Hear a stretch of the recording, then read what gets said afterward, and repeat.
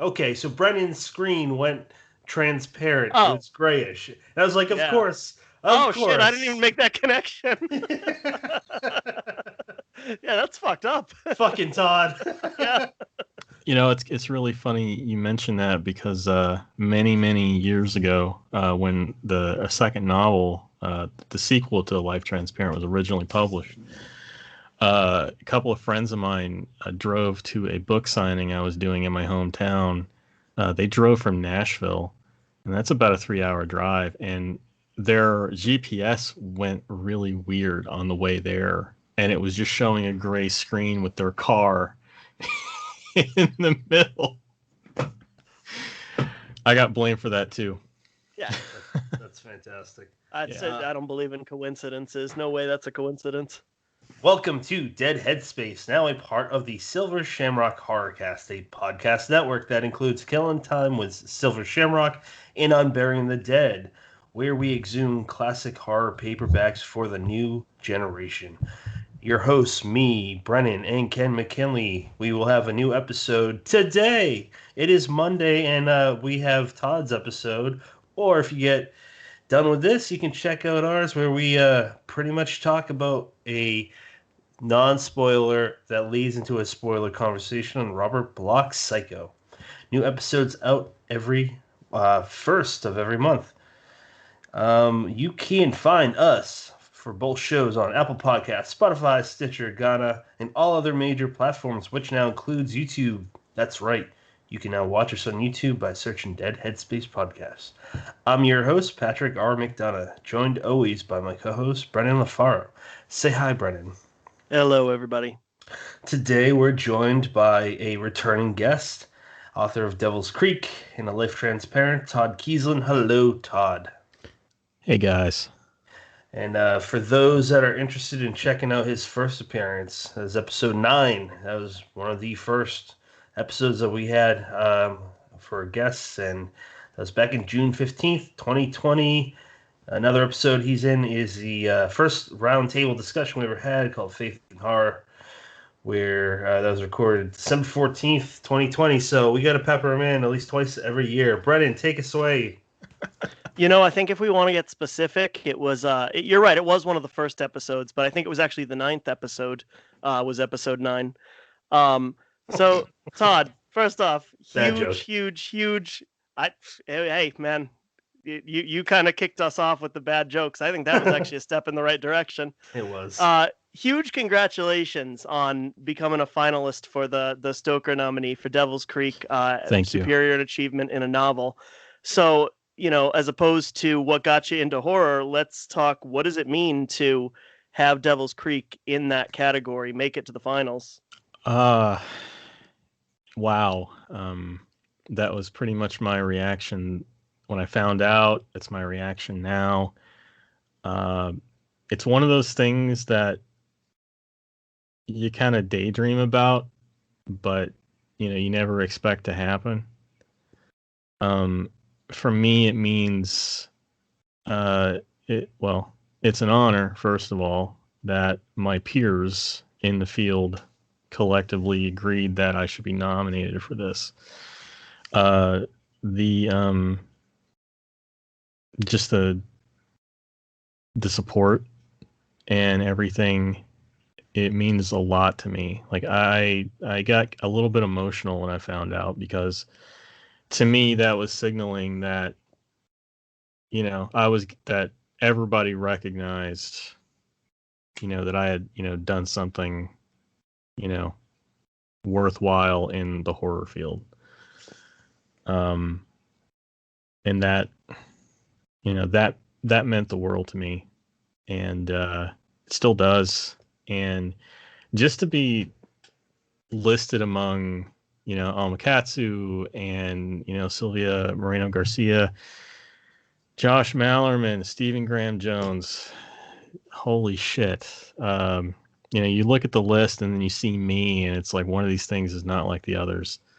It's like all the books on there except for mine have been published by a large publisher, and then you have Silver Shamrock represented there, and it's I feel like I'm standing among giants, and for the association members to decide that I deserve to be standing among them, that means a hell of a lot to me.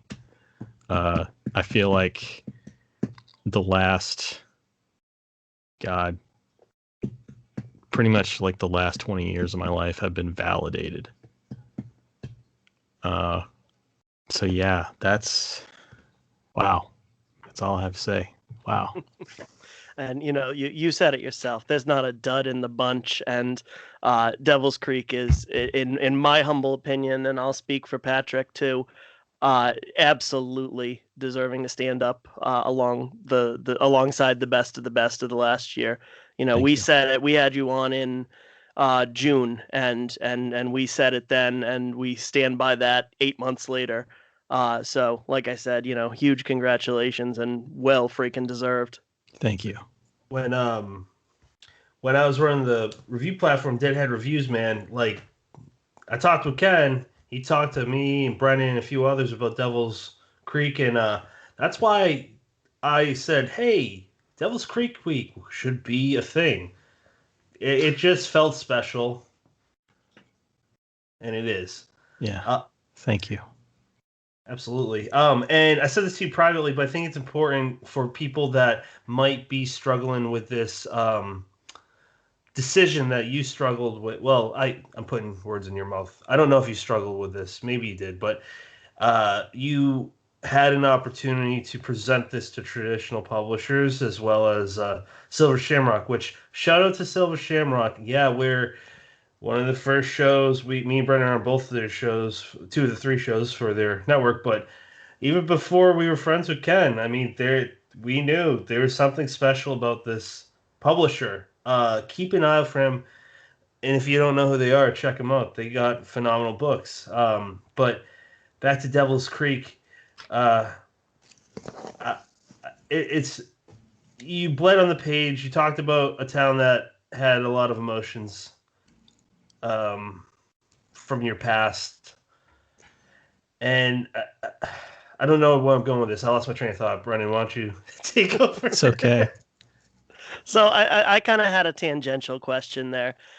When you had your story come out in Midnight of the Pentagram this year, it kind of took place in that Devil's Creek universe, the Gods of Our Fathers. Yeah. Correct me if I'm wrong. At least I thought I remembered you saying that. It does. Now, do you have any further plans to kind of write around that, or is it just kind of a want versus a need thing? Want versus a need thing in what way? So I guess do you have plans to write there, or just maybe it'll happen one day if you need to work some stuff out? Oh, okay. So no, it's funny because I wrote the Gods of Our Fathers in the middle of writing Devil's Creek. And it was only until after Devil's Creek was done that and I was looking at the story to submit to Silver Shamrock for that anthology that I realized, hey, this actually, it makes sense that it takes place in the same world. And I absolutely have intentions of returning to that sandbox. The next book I write will be in that sandbox.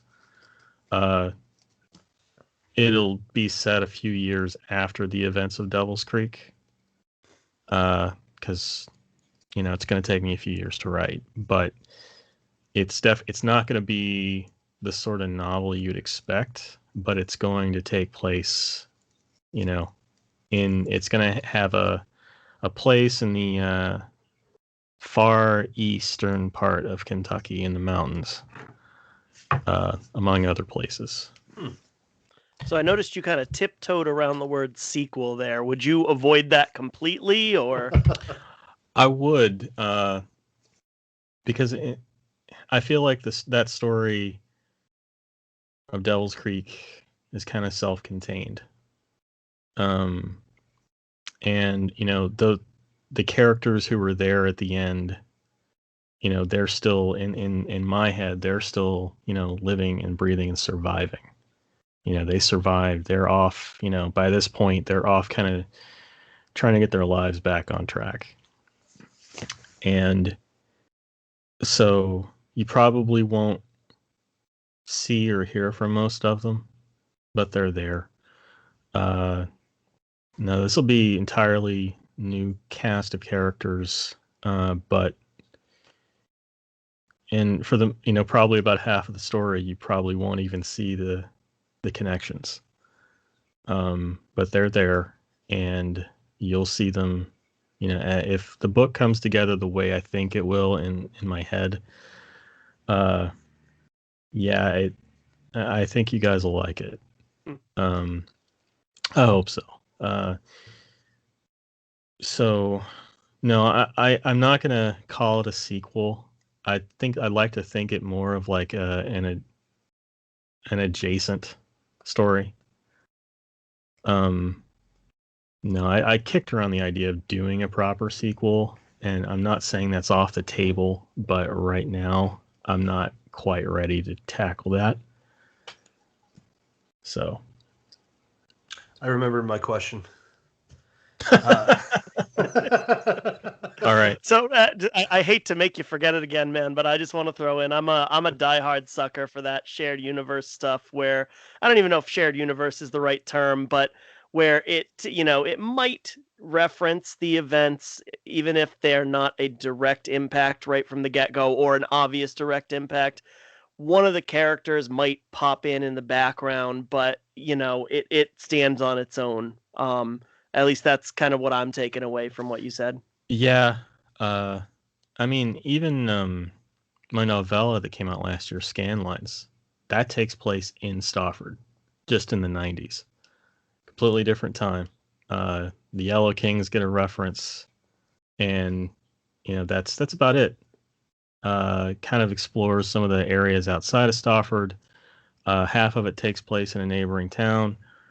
But yeah, there's no mention of Devil's Creek in it. There's, it's just a place. It's just a small town where bad shit happens.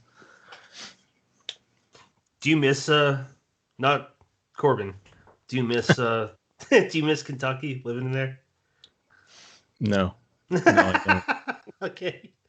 I write often about two states mainly, and that's Southeast Massachusetts, where I grew up, and New Jersey, South Jersey. But I miss living there. I don't miss the winters, and I remember every fucking winter why I chose to move away.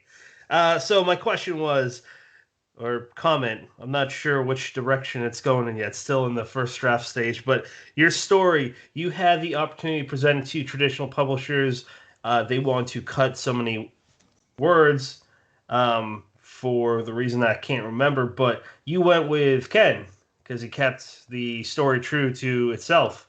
And I know that there's going to be at least a few writers that eventually will face that challenge, and it's got to be a hard one because it's a good story, but I can't see anything where you cut out large chunks and it still makes sense, or Yeah, as powerful.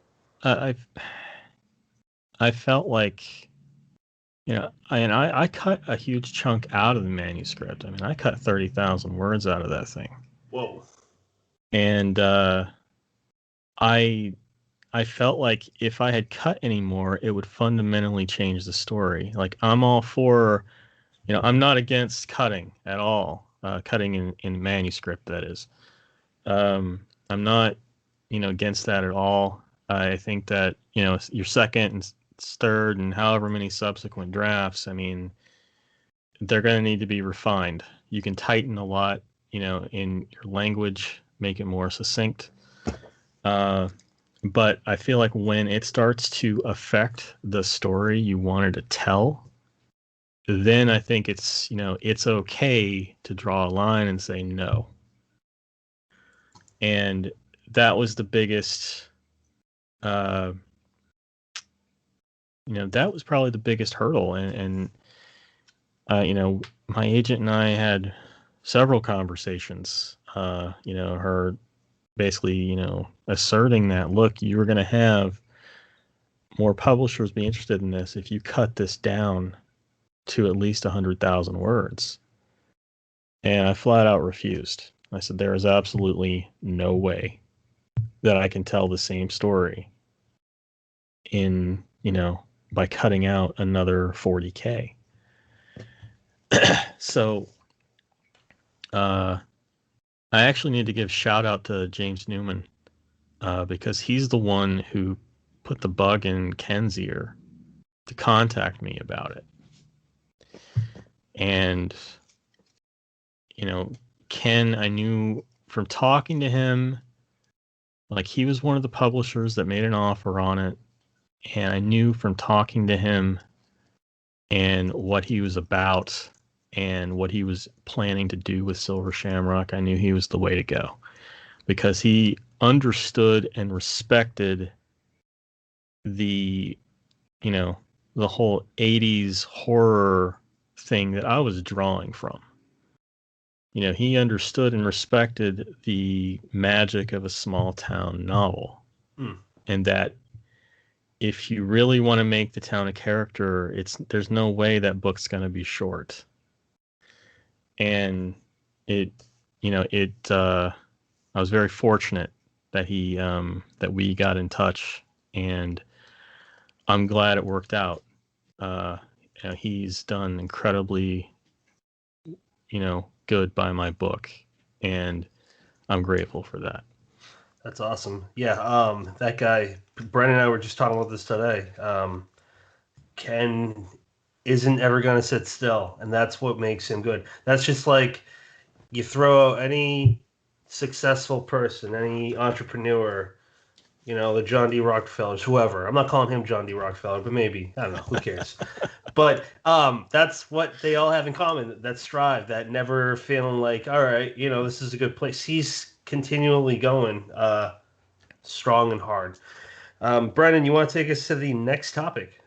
I want to comment on that real quick. I was listening to an episode of This Is Horror. They had Gemma Amore on recently, and there's this really great part of the conversation about independent publishing versus or small press publishing versus Big Five, and how that independent factor allows you to really do what we all know is the right thing and tell the story in the format it fits in, whether that's a 30,000 word novella or a 450 page book.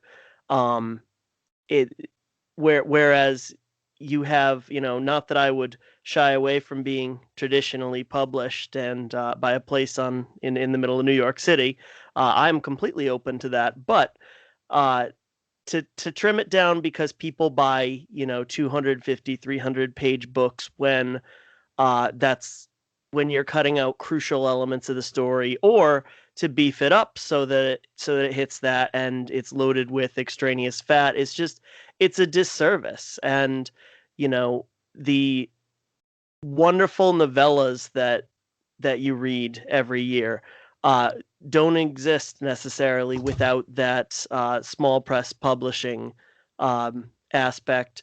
And the same thing with a book like Devil's Creek that needs that extra little bit to it. I apologize that my cat decided to show his ass on camera. We love having special guests. Yes. All right, so I want to take us to A Life Transparent. So let's start with the history of the book, succinct if you want it to be, or we'll check back in 40 minutes with you. And does Todd like candles? Because that word is probably scattered through. Hey, there's your cat again. Yep.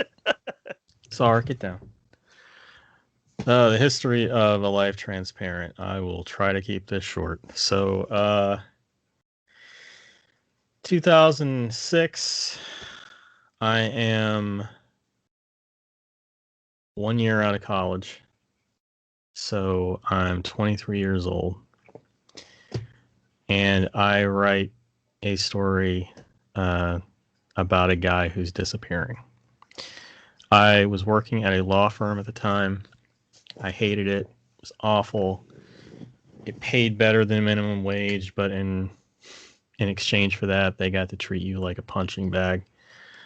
One day I went to work and no one said a word to me. A whole fucking day. So I was feeling, pretty low. I was dealing with what I didn't understand at the time. Was depression. And I just had this thought, like, I'm living a life transparent. Had no idea what that meant. It just popped into my head. And I still have the notebook where I wrote it down. I wrote down the quote. I wrote down like man wakes up and finds he's disappearing. Should be 2,000 words, maybe less. So I started writing it, and it kept growing and growing and growing. And within, I think it was a month and a half, 2 months, I had, about a 60,000 word book. Not long. And I decided I was going to give it a shot and self-publish it. So about a year later, I took the next step of, I saved up my money, because money was not easy to come by back then. Still isn't, but for a recent college grad, it was definitely not easy to hang on to. I saved up my money, got an ISBN for it, released it through Lulu, I think it was, and it's out there. A few years later, I got fed up with Lulu because it was so ridiculously expensive to get copies of the book. I pulled it from Lulu, ran a Kickstarter, started a press, and published it through there, through Lightning Source, which is now Ingram Spark.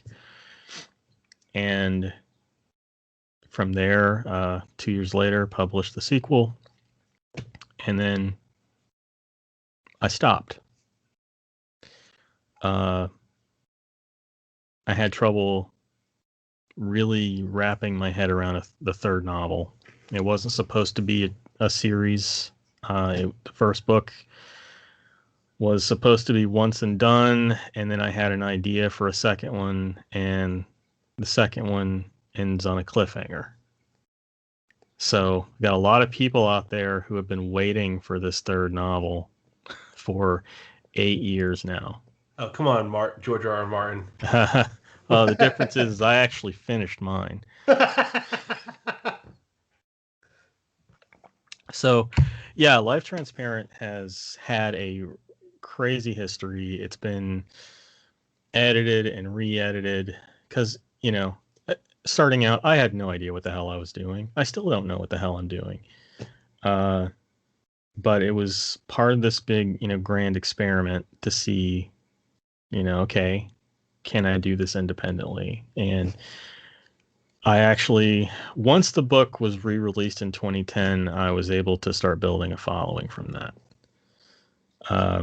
That's the Reader's Digest version.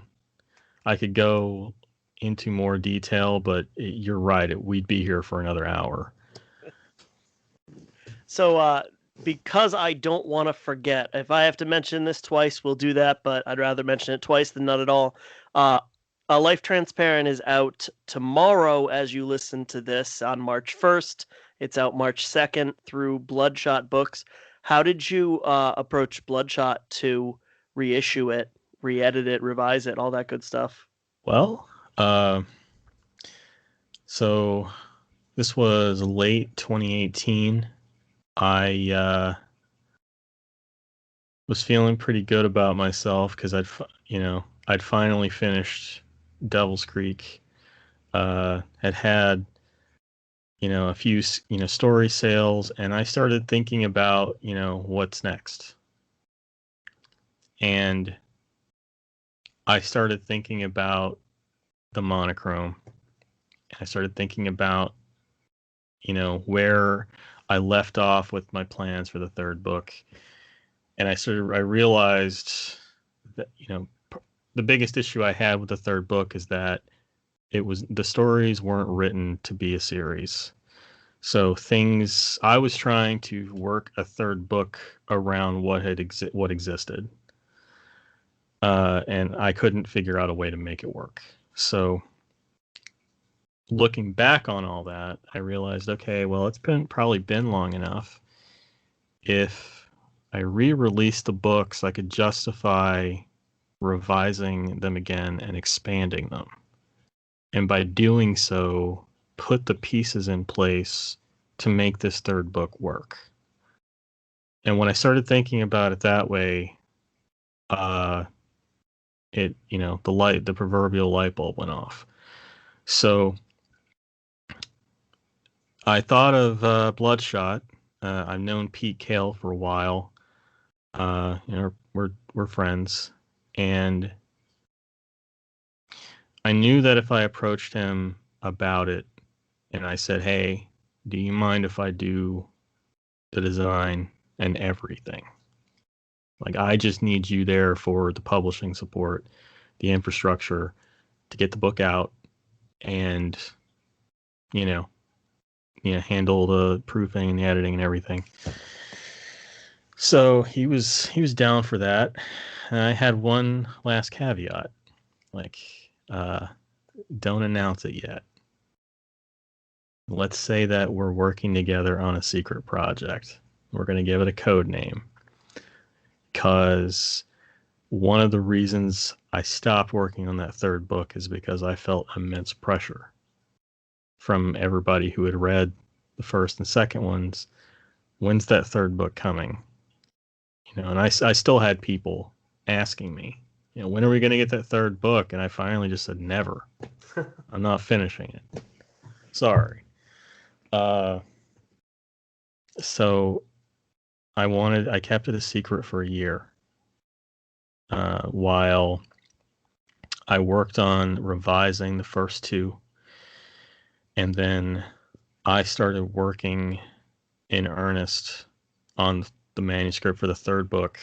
I think it was around August 2019. And then I was by the time I got about 30,000 words into it, or maybe it was 20, 25, I don't remember.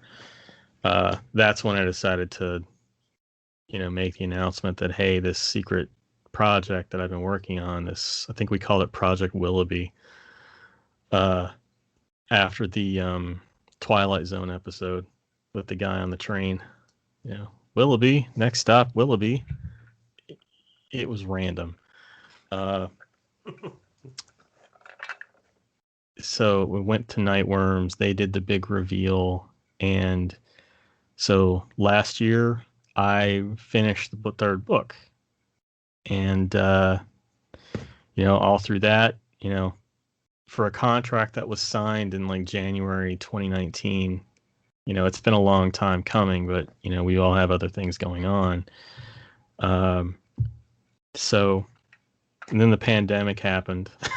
So, that kind of slowed things down a little bit, but, that's kind of how the Bloodshot, thing happened. Like, I approached Pete with this concept. I had no idea if he'd go for it, because I was basically asking for full creative control. Covers, interior, you name it. And it'll be the last time I probably do anything like that, just because it was, a lot of time. But I figured, I started it with me doing everything. I'll finish it with me doing everything.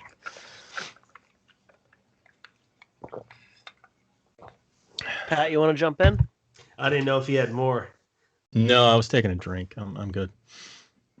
Well, I'm going to reel us back to the very beginning when you said no one would say hi to you. So let's emphasize on how important it is to say fucking hi to someone. I don't know about you guys, but at my workplace, I work at a shit plant. I don't care where I work. I've worked at many places. I say hi to almost everybody. I just like to, be friendly. The fact that no one said even hi to you, that's really sad. Yeah, I worked in their copy room. Basically, like the attorneys would send down orders to have all of their legal documents. They needed like 12 copies for a deposition or something like that. So basically, that's what I did every day, and it was under the HR department. So if you gentlemen have read the book, you kind of know how I feel about HR. Got an inkling. Yeah, just a tiny bit.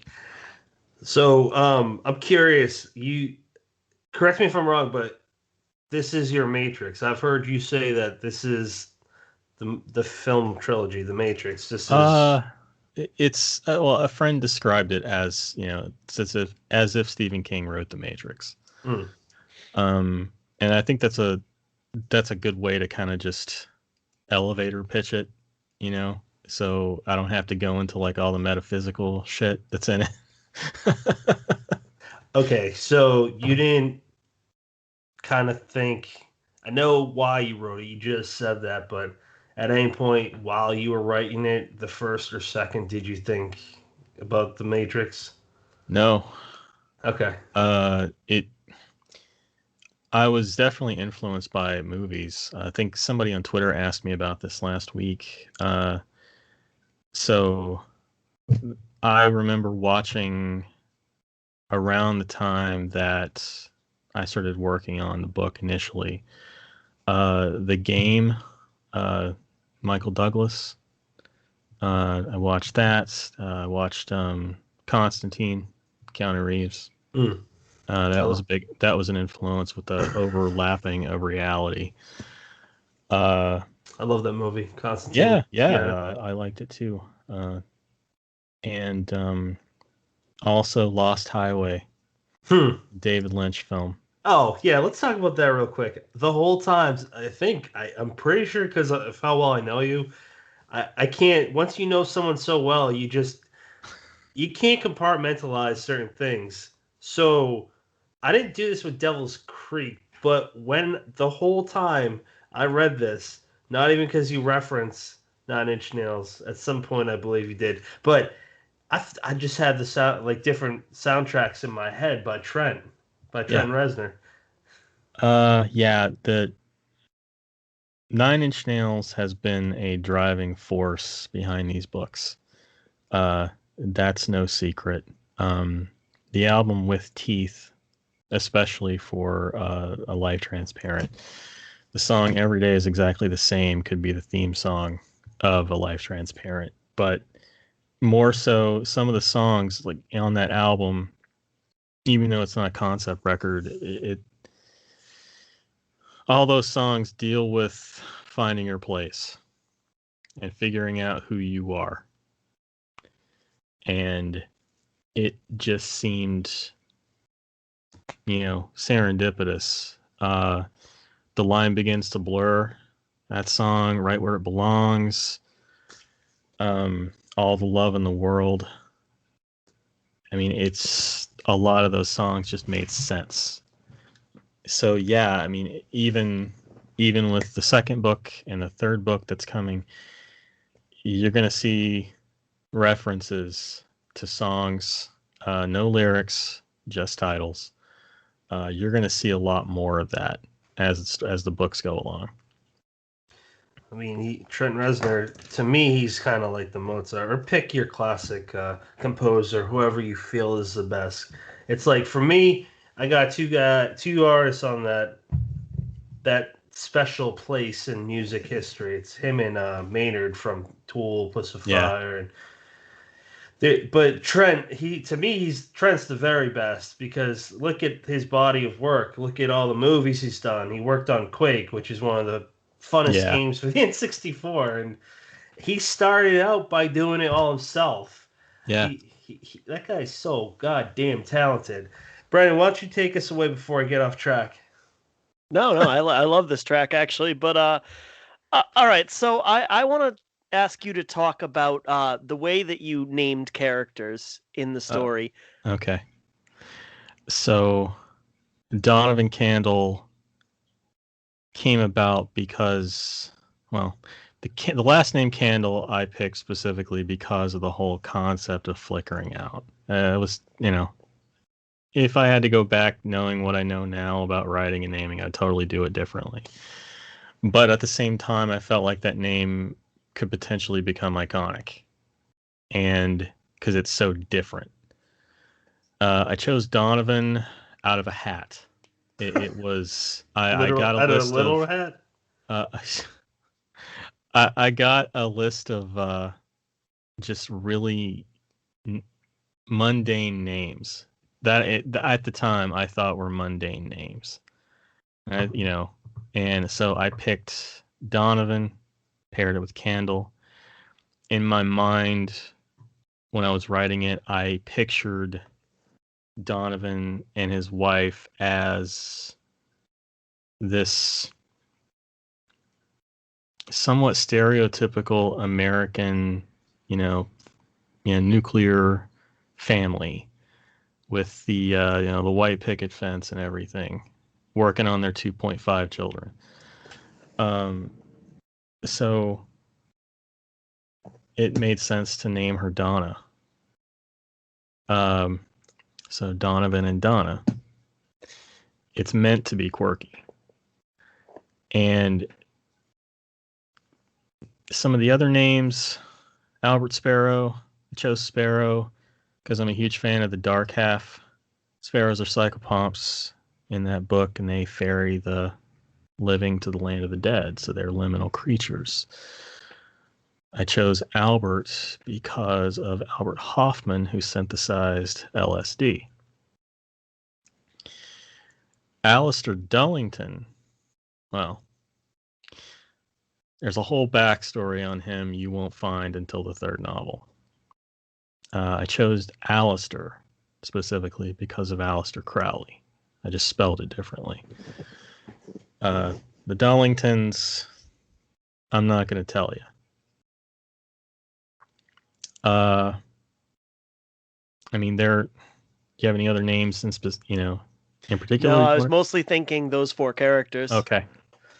All right. Why'd you make a couple have such similar names? Donna and Donovan. I mean, with Donna and Donovan, it was intentional. I mean, I wanted it to be this quirky couple. I picture them as the sort who would dress alike, have the shirts that say, I'm with her, I'm with him, stupid, things like that. Like, I wanted to project this image of mundane normalcy. Like, there's nothing really interesting about them and this life that they're living. And this thing happens that completely turns their world upside down. And you'll see as the stories progress that, how they change in character also has more to do with, I was getting older as I was writing books. So does that satisfy your curiosity? Yeah, absolutely. And earlier today, I'm still waiting for Brandon to touch upon this. He said he was going to make some accusations, so I'm curious. Yeah, I'm curious to hear these accusations. That was a completely baseless comment. I had like 7 hours to come up with shit, and I got nothing. All I've done tonight so far is make confessions. I mean, and Twitter, without any accusations. Which? Right. Yeah, that's a witch trial right there, sir. So Patrick, I want to jump in real quick with a follow up on the name thing. Yep. Now, Todd, you said, knowing what I know now about naming characters, would you like what I liked about that? What struck me about the way you named them is they really kind of stood out as almost archetypes. Would you do that differently? I would probably change Sparrow's name. But you're absolutely right on the archetypes. Thank you for saying that. Very well. That was the intent around these characters. I wanted them to have identities, but at the same time, I wanted them to be I don't. This is the best word I can think of it on the spot, but I wanted them to be somewhat hollow as well, so that the reader could put themselves in their shoes. I wanted the reader to really see him or herself in their shoes. I don't know if I'm successful in that or not. That's where I was thinking, 10 plus years ago. I was absolutely thinking about, archetype everyman, archetype villain, or is he? And as far as the main character goes, I mean, I think that's a brilliant way to do it, to craft it in a way that anybody can kind of put themselves in those shoes. Because, I mean, who doesn't feel underappreciated at work to some degree? Maybe it's never so bad that you go an entire 8-hour workday where nobody, says a word to you and you have to wonder if you exist anymore. God, I hope that, this sounds horrible, but I hope you're alone in that experience because that's awful. But Yeah. everybody knows what it's like to feel underappreciated at work. Yeah. Underappreciated. Just the feeling that you don't belong there, that you were supposed to do something else and you went astray somewhere. And I feel like that right now, another reason I wanted to, kind of reintroduce this story to people is because our generation, especially, I feel like that's so common. Like I myself, and I'll try not to get on a tangent about being a millennial, but I don't know about you guys, but I was promised that if I went to college, I could be anything I wanted to be, and that would be okay. So I went to college, took on some massive debt, and became an English major. Who doesn't want to be a teacher? So, I think about that a lot. I think about all the other folks, and I'm fortunate enough that I have been able to, pay off the loans. But I think of all the folks who are in that spot, who, can't do what they want to do because they're trying to pay off, this thing that a lot of them were probably forced into doing.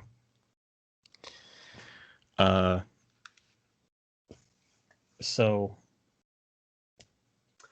yeah. I'm just gonna chime in with my experience. I took a semester at college right after high school. High school, I went to a private Catholic school for 4 years. Before that, it was all public education. I didn't want to see the people that I went to school with. Not totally bad experiences there. Never really got bullied, teased a lot, but never bullied, I would say. Maybe, I don't know. I view it as teasing. But um, going to the community college, I was right down the road from my private Catholic high school, which was in a city called Brockton, it's not a nice place. It's a lot of bad things happen there. My parents, my best friend at the time, his parents, best friend at the time, and pretty much everyone in my life. When I said I don't really want to go to school, I just want to be a filmmaker, um, because that was my dream up until I don't know, like 8, 9 years ago, where I'm like, fuck that, that's too many people to deal with. I just want to write books. So I went when class was canceled at this one particular class. Me and this kid that became friends just smoked at his house. That was my experience. Didn't like it. I'm glad I left after one semester because communications, what the fuck would I use that for nowadays? I didn't know what to go to school for. Yeah. And there's so many instances where you can be successful and not go there. I mean, we need all sorts of different types of people. I mean, not to knock them, but even, fast food workers or whatever. But the robots don't run that shit yet. Yeah. And millennial is such a wide-ranging age range, but Yeah. it does feel like we are very much, because Todd, I think you're a couple years older than I am, but only a couple. But it does feel like we are that generation that you felt like it was coming at you from all angles, that you had to go to college, that there wasn't really another path, and you come out of there. And I'm very thankful that I use my degree for my day job, but the fact that that's rare is pretty ridiculous. And it almost sounds entitled to say that if you get a college education, you should be able to use it for a job, but you pay a couple $100,000 for that. I don't know that that's entitlement. You should be able to, that Yeah. should be your ticket in. Yeah, I wholeheartedly agree. And, you're pushing loan documents in front of an 18-year-old. Yeah. Your brain hasn't even fully developed. Like you don't know what the hell you're signing. So it's I view it as a predatory thing in hindsight, and definitely cautioned my stepson about that. And we haven't pushed him to go to college. I want him to make an informed decision, and that it's okay that you just get a job until you figure out what you want to do. We all know plenty of adults that don't know what the hell they want to do, and they're in our, age group. I mean, hell, I wanted to dance. Wait, really? That's a joke. Okay. Well, you did not smile, so I was like, hold up, is this an exclusive? Didn't you make a comment earlier that you knew Todd so well and you haven't learned his dry sense of humor? Come on now. Sorry, I forgot I'm dealing with a bearded Jerry Seinfeld. Now, I do want to talk a little bit more about A Life Transparent. How has, or maybe you're not sure, but have you talked with fans that already read the first two when they first came out, and then kind of compared them to newer fans of the first book that have had early copies? Have you had a chance to do that yet? Because I'm curious. No, I haven't. I'd be curious if there's any differences, because this is an expanded, more inclusive version with the other two. I mean, I had the benefit of being able to see more of the big picture going back. So I was able to put some scenes into the first two books. One, that kind of helped flesh out the characters more. Two, set things up for the final book. For example, the last chapter. That chapter does not exist in the older versions. Oh. Same goes with second novel. Well, there's a last chapter that is not in the original version. Again, keep in mind, this wasn't supposed to be a series. It just turned out that way. So no, I haven't had a chance to talk to anyone who is familiar with the original versions. So I'm eager to see what they have to say online, and what they like and maybe what they dislike. I don't think a lot of them will be happy with the way the series ends, but it took me a long time to figure this out. But I wasn't writing this for them. I wrote it for me. So if they don't like important. it, that's too fucking bad. Yeah, no, that's really important. Like, I mean, I've said this a few times, but I felt this way in the way you just described. But when he talked to Joe Lansdale, I was just like, all right, this guy's been around since the 70s or 80s, I forget which. And he said, pretty much fuck the reader at first because they're right for me. And I'm like, that's why I should do it. So for A Life Transparent, I like how you have an epilogue followed by a coda. I have not read that exact order before, because I thought they were kind of like the same thing. And then your They are afterward. Oh, okay. pretty much. And then the afterward with who is Donovan Candle. I thought was a nice touch. Thank you. Yeah, the afterward is going to be in every one. It continues. It's not the same thing over and over. Kind of gives a little history, gives a little rundown of what was going through my head at the time, and yeah,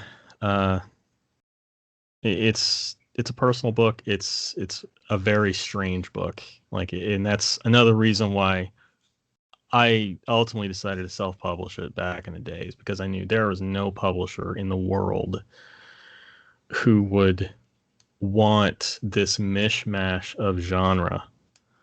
And it's it was it's the whole thing has been an experiment. And as it's gone on, it has gotten more horror focused. The third book, especially that's going to be the one that people who are fans of Devil's Creek will probably like that one the most, if they're willing to come along for the ride. The second book is kind of the slow burner. There's a lot more world building going on in that one. It's The Empire Strikes Back, I guess. So yeah, it's kind of strange to have new readers read this thing that's so old in my mind. And I had a couple of reviewers regretfully back out of reviewing it because they're like, I don't like this. I'm like, that's okay. It's not for everybody. And at the same time, I've had some reviews that have been really positive. It's vastly different, and I can just I'm ready to hear all the disappointment, because I know people I know people are going to be looking for Devil's Creek Part 2. They're looking for more of that extreme, in your face, disgusting stuff. Now, trust me, there's some disgusting stuff coming up. Just with this first one, this was, in a way, I think it's less an introduction to the character in the world and more an introduction into the writer who I was. I'll be totally vain about it.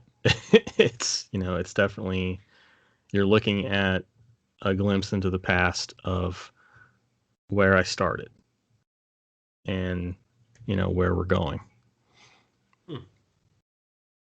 So you mentioned that, book 3 is a lot more horror oriented, and book 1, you described, at least I think I'm not putting words in your mouth, as science fiction and Slipstream, which you were generous enough to explain to my dumbass. I don't know what that is. You want to explain it again? Hold on, let me look it up just so I have a proper definition. It's basically what a lot of Stephen Graham Jones's stuff was described as back in the 90s, or not the 90s, in the early 2000s, especially on the Chuck Palahniuk's website and the forums there. Yeah, it's basically kind of like a mishmash of different genre. It's not something that kind of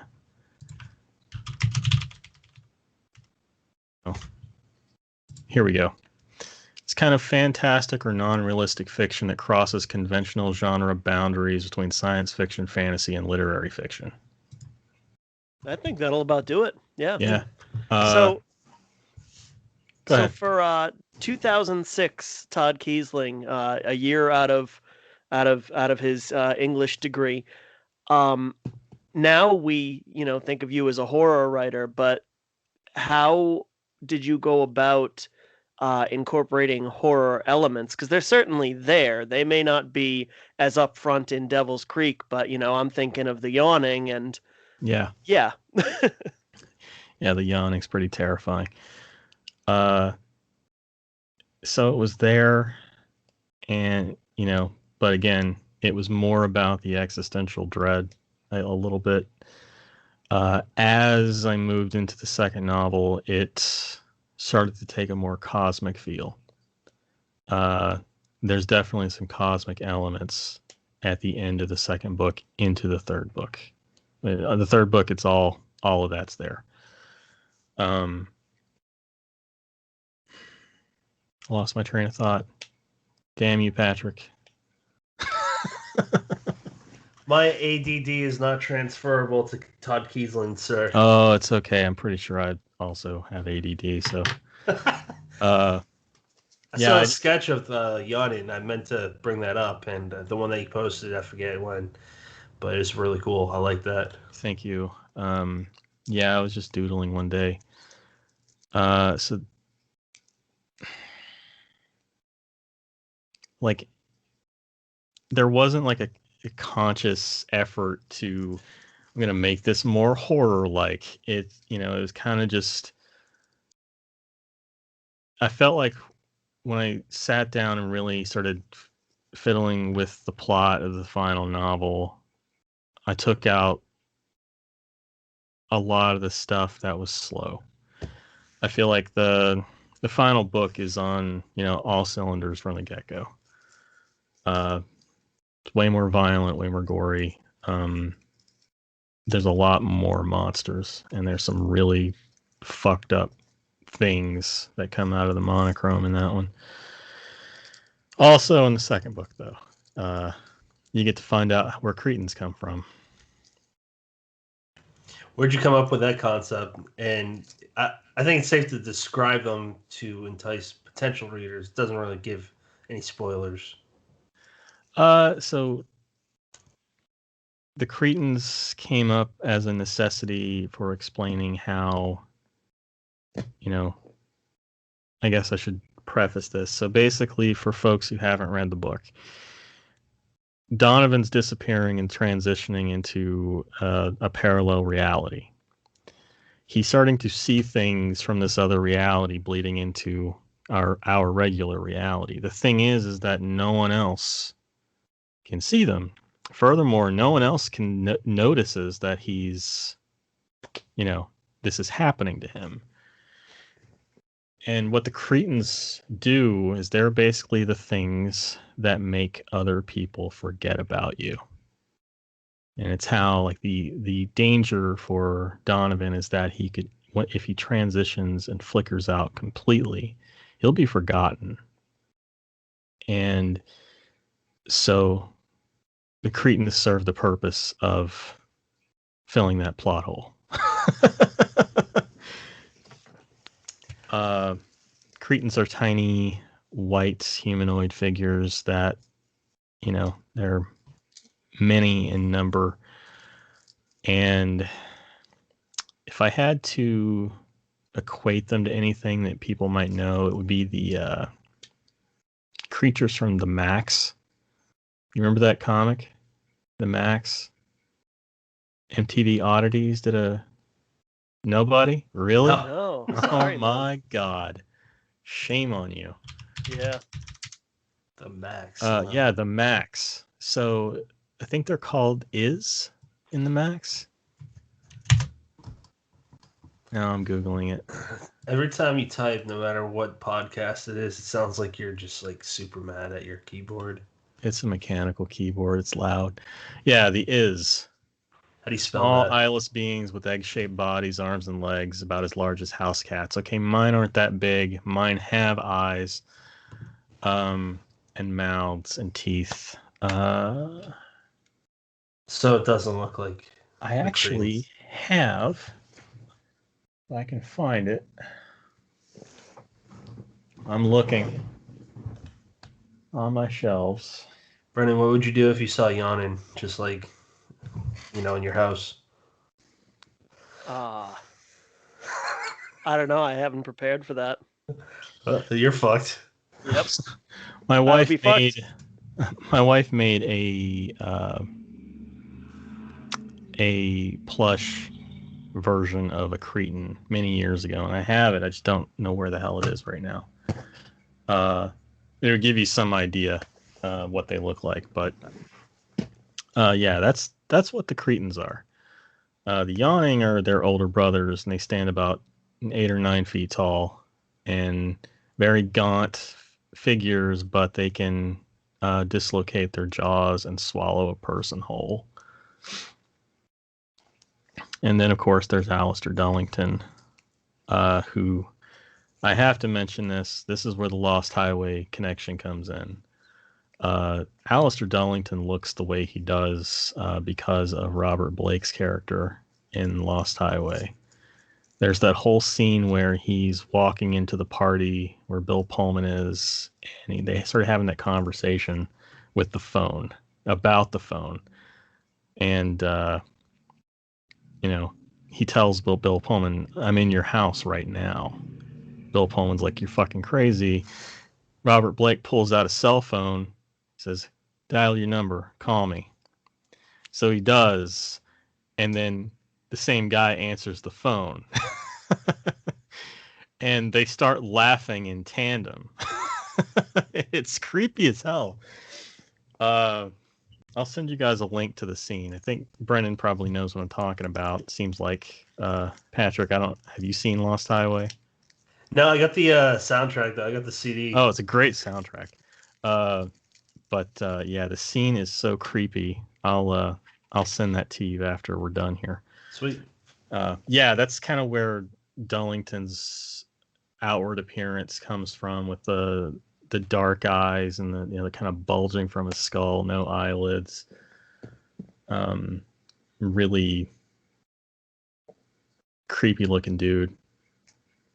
And in my head, he sounds like Clancy Brown. Yeah, that's a good call. I like that. Thank you. So, Brent. all right. So, if we take it for granted that Donovan is you, at least to a certain degree, I wonder, what do you feel like you worked through, writing this book or this series over the last 15 years? That's a great question, man. I worked through kind of figuring out my place in the world. And that's really what it was always about. It was about figuring out who I am, figuring out what I should be doing, or what I want to do. And I feel like it's kind of like every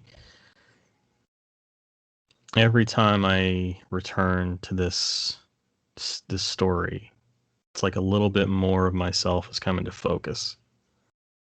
And it by the time I got to the third novel, it was like, okay, I had to do a little bit of soul searching and figure out, okay, I was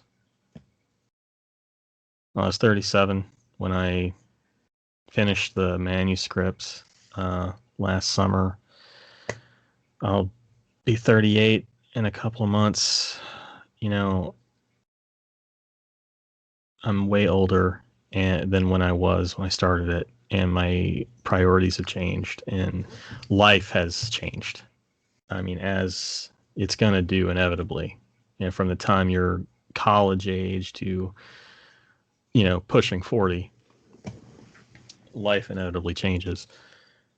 And for me, it was kind of looking back and finding that thread of, okay, in the first book, I was here and trying to come to terms with my place in the world, come to terms with the real world in general, where, you're working a shit job just to afford to go to live, and then life continues. It may improve, it may not. In my case, fortunately, it did improve, but at the same time, I was also wrestling more and more with these demons of depression and anxiety that hadn't been given a name yet.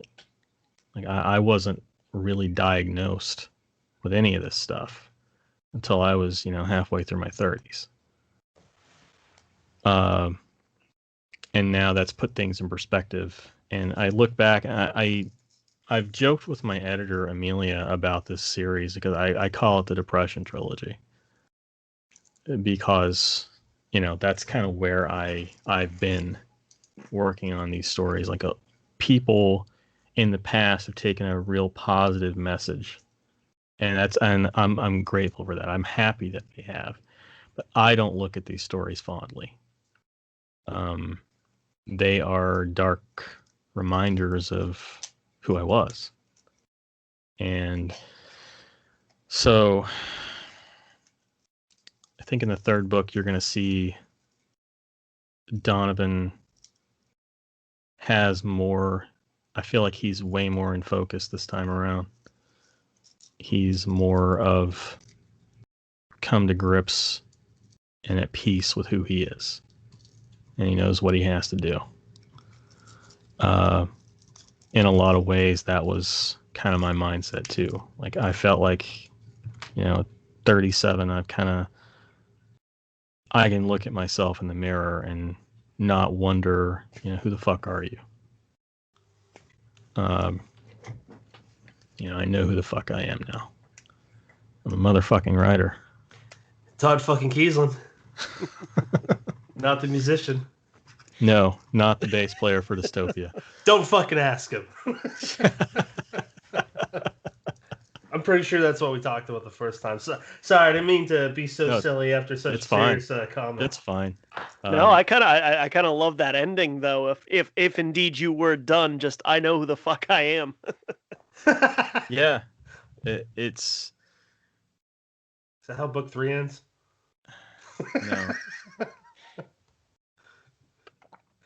Brennan is going to leave me eventually, so I'm just going to be a dumbass for the remainder of our partnership/friendship. Episode 100. See you later. Well, I mean, and back to the topic, though. I mean, it was there's a lot of fear, afraid of not living up to expectation, fear of not being a good husband, fear of not being able to provide for my family, fear of never accomplishing the things I want to accomplish, never taking that step, never taking that leap, never, doing all these things. That the whole series is about a guy dealing with fear. And in the context of the stories, I mean, that fear is manifested. It's these creatures are symbols. Yeah. And really it's about a guy figuring out how not to be afraid anymore. And, that personal connection there is me,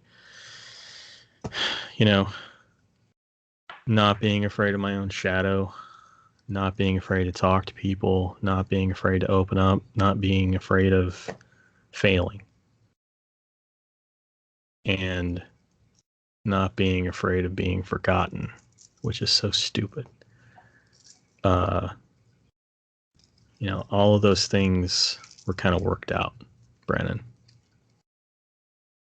I am an immensely stronger person now than I was at 23.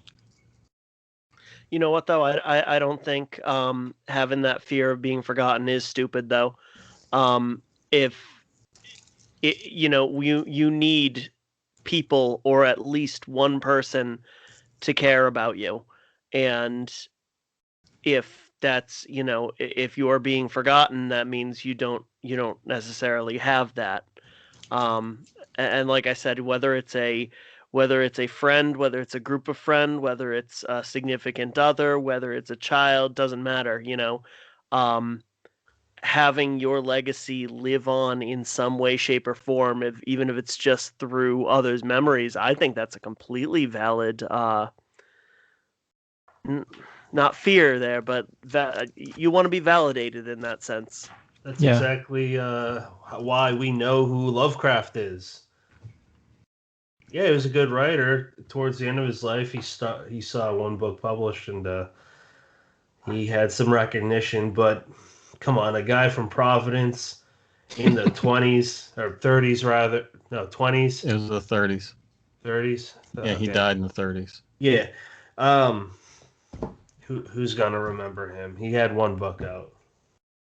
If it wasn't for his friends. Well, hopefully I have someone a bit more competent to carry on, my legacy and keep my stuff in print than August Derleth, who doesn't try to co-opt everything. Wait, this is interesting. I don't know much about him. So, real quick aside, I mean, if you read up on it, basically, we have August Derleth to thank for keeping Lovecraft's fiction in print, but August himself took it upon himself to write some things that, took Lovecraft's mythos in a different direction, like taking Chambers the Yellow King and incorporating that and making him one of the elder beings. Yeah, that's not Lovecraft. The Lurker on the Threshold is a novel that Derleth finished from Lovecraft's notes, and it shows. Yeah. I mean, there are many, many, many, many scholars out there who can give you a much better rundown of that sort of thing than I can. S.T. Joshi comes to mind. He's kind of like the guy. Yeah. The guy about Lovecraft. I'm not going to go into topics of his personality or character. I'm aware. Yeah. I'm very aware. I mean, he has done a lot of work in that field. Yeah. So I just hope I have someone more competent than August Derleth keeping my stuff in print. I would think Ken McKinley would be the guy, but yeah, I'm being serious too. That would be who I would go to. So let's move on. Brennan, do you have any final things for Alt or A Life Transparent? Not a question, but I just wanted to throw out that I loved the dedication. I don't know if you want to spoil that, reveal it, say it, but it touched me. So I'm glad I touched you. Guys, this is not the type of show to talk about that on air. So the original dedication for Life Transparent was for Erica. And I changed the dedication to Erica, I would for you. And that's going to come back around. That's all I'm going to say about it. Oh. Hey, I got a question about that. I've never asked an author this because I never think to until now. Is there some unwritten rule where the dedication should say very little to whoever it's dedicated to? It doesn't have to. I mean, no. I mean, I've seen dedications that are fairly long. Okay. There's a dedication that was kind of made into a meme about, like, to dedicated. I forget who the author is. It was hilarious, but something like dedicated to the man who told me to stop being too rowdy in the department store when I was out with my mother. And it basically says, "You're an asshole, sir."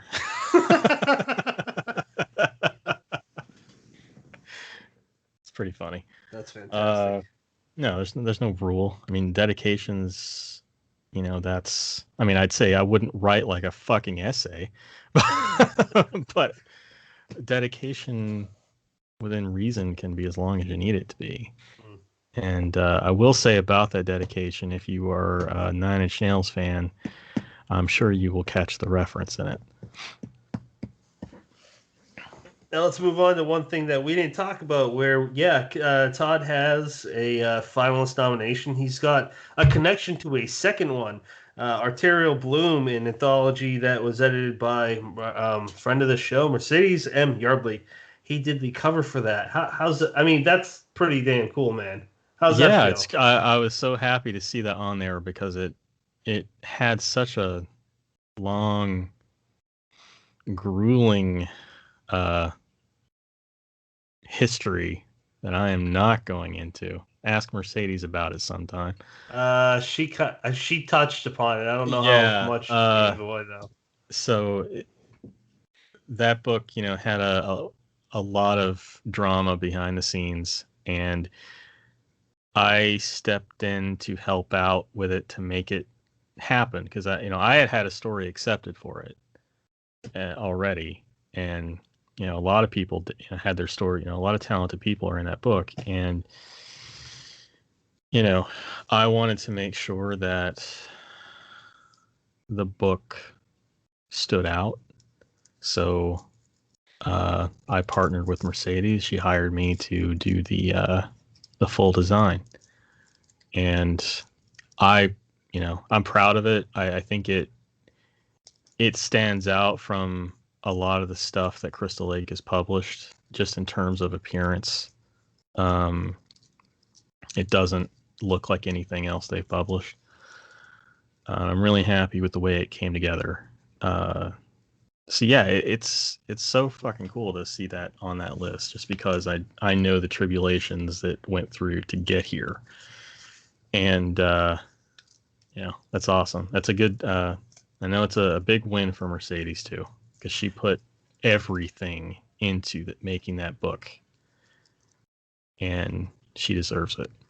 Yeah, and not to imply anything on any of the other books there, but Mercedes, she's such a delight. She's such a great human. So it's really cool seeing that. I do know one thing before I actually ever talked to Mercedes. I forget where I read this, but it was originally going to be part of the Tales from the Lake, Volume 6 or maybe Yes. 7. Yes. As a pure spectator, I like how it changed up. The covers for that series, they're neat, but I like the one that you did a lot more, simply for the fact that it's just different, as you said, and it's really it's creepy.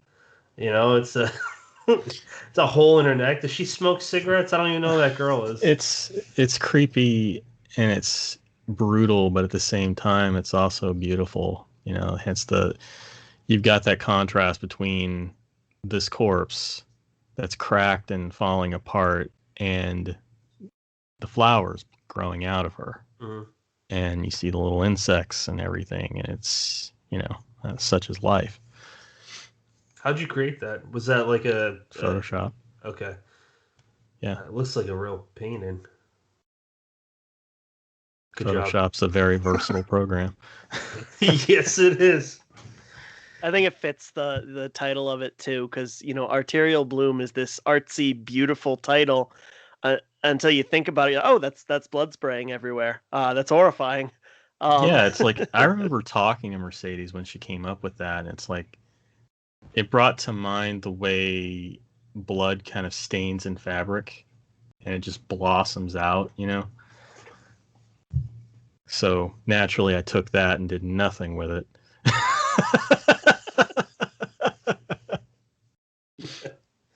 Brennan, make an awkward segue, sir. All right, so let's talk about what you're working on now. Actually, one more thing about semi-related to Life Transparent. We know that one's coming out March 2nd.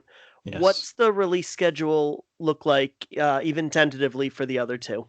Second novel is pretty much done. All the layout work is done and everything. The cover's done. It's slated for June. I don't have a specific date, but I'm hoping that we can get a pre-order date for that in March. And right now, book 3 is with my editor. I expect I'll be spending most of the summer working on edits for that one, and then that is slated for September. Most likely late September. I'm giving myself the month to do any finishing touches, but and real quick before I get into what I'm working on now, so I assume, Patrick, I know you liked it. Brandon, Did you like it? Did I like what? A Life Transparent. I don't know why I had Twitter on the mind. I thought you were like, do you like Twitter? If I liked a certain confession time. Do you like Twitter? Did you see what I posted and like it? Did I like A Life Transparent? I did. I'm glad. That makes me happy. Oh, and Todd, actually, I don't think we mentioned it. I don't think you mentioned this. Yeah, you said it's different than Devil's Creek, but you told me that it's more philosophical. Yeah, I mean, we covered why. Yeah. But just to reiterate that, not Devil's Creek. Yeah, it's a great book. I like Devil's Creek more. Doesn't mean I didn't like. That's fine. I mean, dude, Devil's Creek. I said that it's a book that's probably going to be beloved beyond your life and for decades to come. That's not. I wouldn't say that about every book. Thank you. Like when I sent it to you guys way back when, I think I said to you, Brennan, I'll apologize in advance, just because in its history, the book has been so polarizing among readers. Some people absolutely have loved it. Others have completely hated it. So, I'm pretty desensitized to it, but I always ask, did you like it? Did you not? It's okay. Thank you for your honesty. I think my experience had to do with mindset too. I mean, we talked about it very briefly when you were on in June, and of course, you gave us the heads up even when you were sending it. Like, this is not typical fare.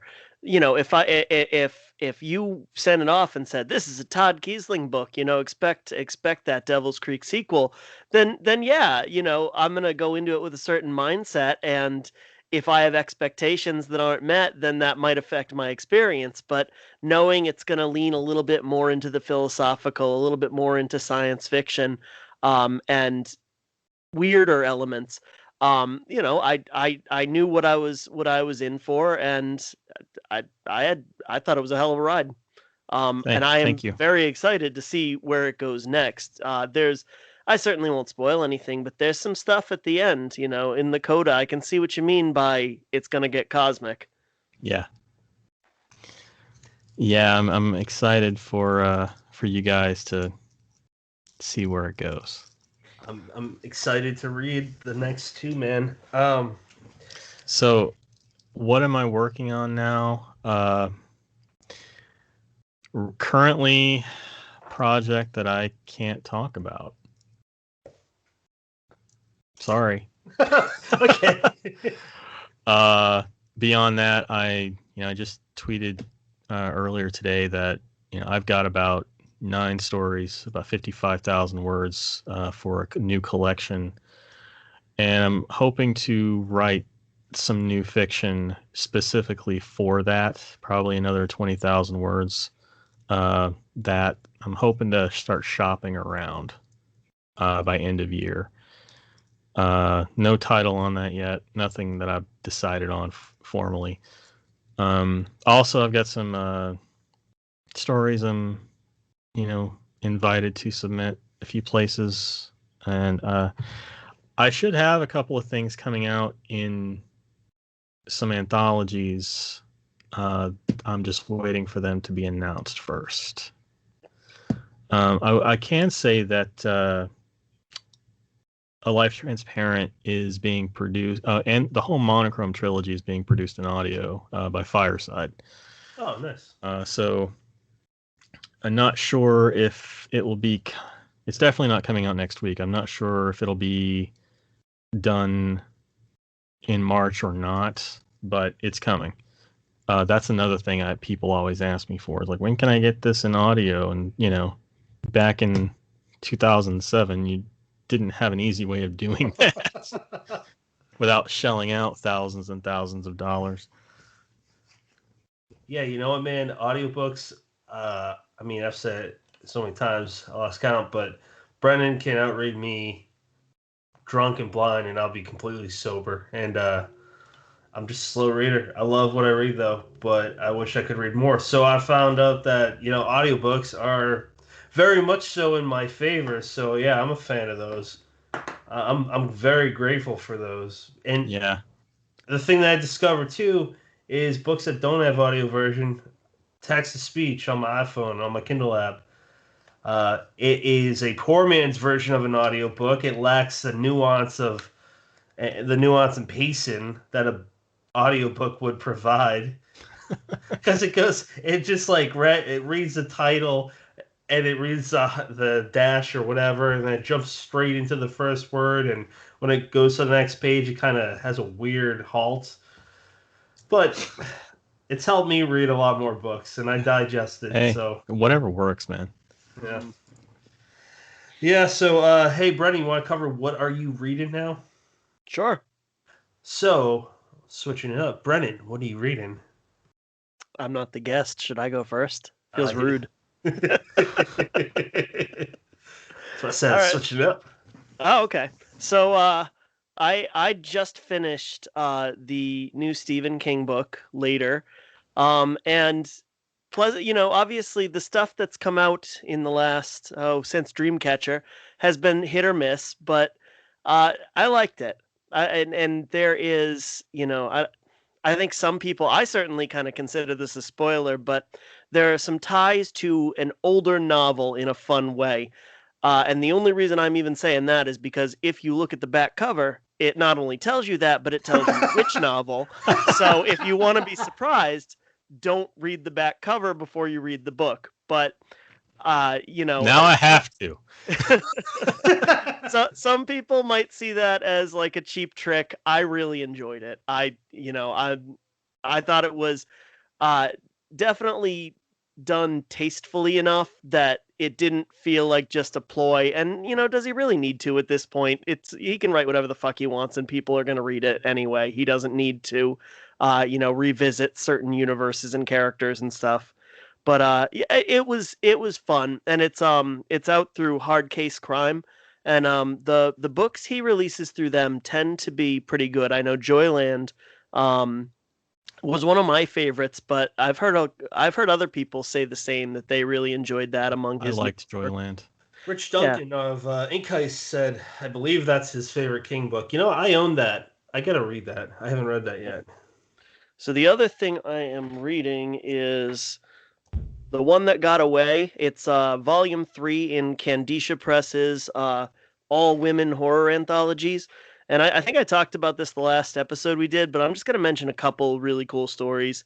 Dawn DeBrawl had a story called Invasive Species, where she tackles that whole thing of people getting seeds from China in the mail. And I don't know if you guys hear that. I never got any personally, but that's, as soon as I started reading, I said that was completely like ripe for the picking. No pun intended. Catherine McCarthy, who is, went from being one of those newer voices in it that I kept seeing reappear to now somebody whose stories I look forward to, and she's got a release coming out with Off Limits. She's got a story called The Lure that was just awesome. She's also a Welsh writer, which, sorry to interrupt, but gotta point out, need more of those. I only know her and Tim Levin. Yep. So it'd be nice if, whoever's... It's a small country, so I mean... Yeah, but there's got to be more than two. Very true.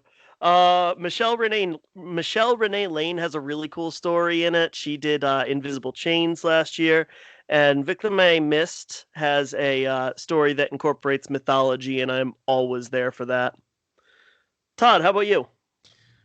I just finished up the 3rd volume of Gideon Falls. It's a graphic novel series that a friend of mine got me hooked on. It's very Twin Peaks like. I wouldn't even know where to begin to say what it's about. Trust me, look it up.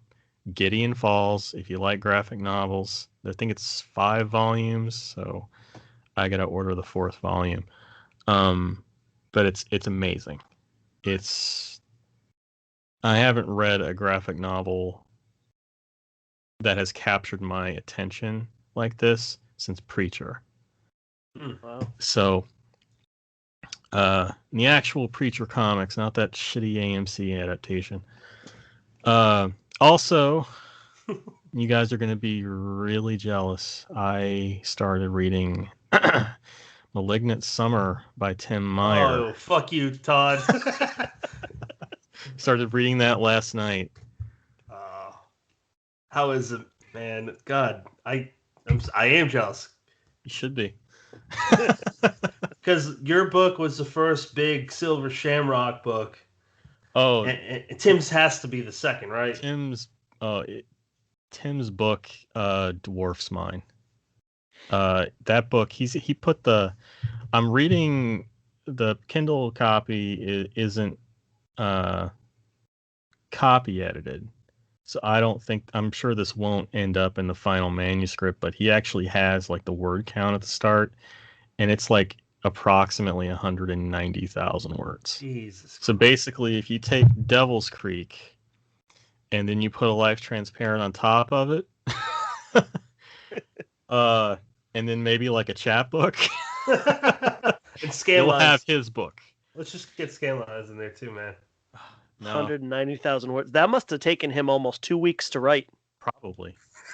I mean, I feel like I remember when he was working on it. I want to say it was 2019, because I remember him talking about it at Scares That Care, right? Unless I'm misremembering, but it's like he mentioned that he was working on it, and then, well, this is done, and it's like 200,000 words. I'm like, fuck you, Tim. You know what, man? One day, mark my goddamn words, I'll write a solo book by myself, okay? Not with Brennan, because me and him did 166,000 in 8 months, but I don't know how I do that on my own. One day, I will have a book that comes close to you and Tim, man, because you guys write monsters. Just goddamn huge books. You know, Devil's Creek has ruined my reputation. I know, especially like Tim and Armand and that whole crew. Those Jersey douchebags. Jersey assholes. I'm a transparent. I'm a trans. What's the word? Transplant. Transplant. Yeah, I got a lot of weird words in my head. Yeah. I'm a transplant, so I'm not a real Jersey douchebag. I'm just a New England douchebag. Those fucking Jersey guys are like, oh, Todd's writing a short story, so it's going to be like 100,000 words. Is that such a bad thing, though? No, but it's like, come on, guys. Yeah, I mean, although I guess I'm due for it, considering all the bag of dick jokes I made to Armand over the years. He's probably had come in him and shot. Well, I mean, do you guys know the story behind that? Probably not. So years ago, I asked Armand if I could get onto his podcast, and he emails and says, "Fuck you." Yeah, sure, man. So I wrote back, and I'm like, "Eat a bag of dicks. Cool. What time?" And so the first Beers and Fears, I went to the brewery, one of the breweries in Jersey, and met those guys, and I brought Armand an actual bag of gummies. And he still has them, or he did the last time I talked to him, and they sit on one of his shelves. Ask him about it if you ever have him on. I already had him on. It was before Brennan and I became a thing. Okay. Yeah. Next time you talk to Armand, tell him to eat a bag of dicks. I was gonna go to my first few cons last year, and that was one of them. To meet up with JC Walsh, Chuck, Armand, Frank, Yeah. Tim. that was Probably you. Yeah, I was gonna go. I mean, I always try to go, whether I'm part of it or not. Just because they're my friends, I want to hang out with them. Yeah. Yeah, I'm hoping beyond hope the vaccines get rolled out at a better rate so that we can actually do some con stuff around the end of the summer. That would be wonderful. So, Patrick, what are you reading? Oh, okay. So, I am reading well, I just got this. Nobody else was going to ask, so. I'm reading a book called At the End of the World, Turn Left. It is by, apologize if I mess up her name, Zana Slor. It is through Agora.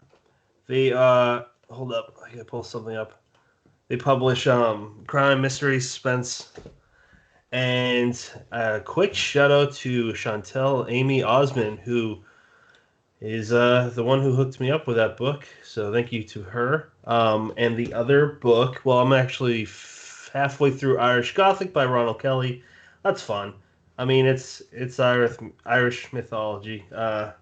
It's beyond banshees and vampires and werewolves. So it's enjoyable. And then I'm reading his magnum opus, Fair, which for those that are interested in listening to our other show, Unburying the Dead, episode 3, which airs April 1st, is gonna be surrounding that book, and it'll be the first episode where we have a surprise guest. Who will that be? It's someone in the community that many of you should know. It's a reviewer. Who is he or she or they? Well, find out. We'll announce it soon enough. Brendan, take us away. Yeah, I'm getting all tongue-tied. So, I mean, in case we don't talk to you again, Todd, we're both wishing you the absolute best of luck for the Stokers. Kick those traditionally published books' asses. Thank you. I'm keeping my fingers and toes crossed. Hey, I'm not going to name him because honestly I forgot, but for that reviewer that had a few words about your book, fuck that guy. Sorry, Todd, just got to put it out there. It's a fucking Stoker finalist, you douche. Now, he's allowed to have an opinion, Yes. Patrick. Yeah, but I got an he opinion doesn't about have to his be a opinion. dick about it. Yeah.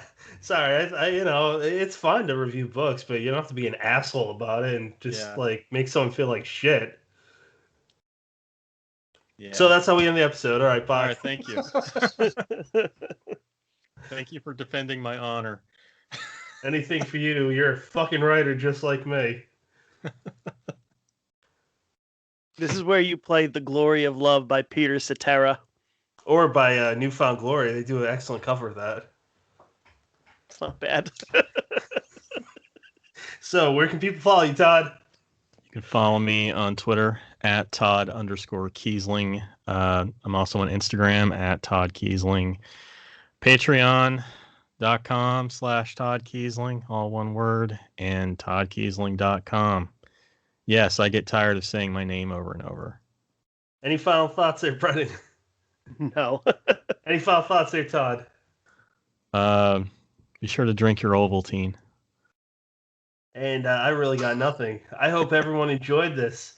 As I said today, Unburying the Dead episode 2 comes out.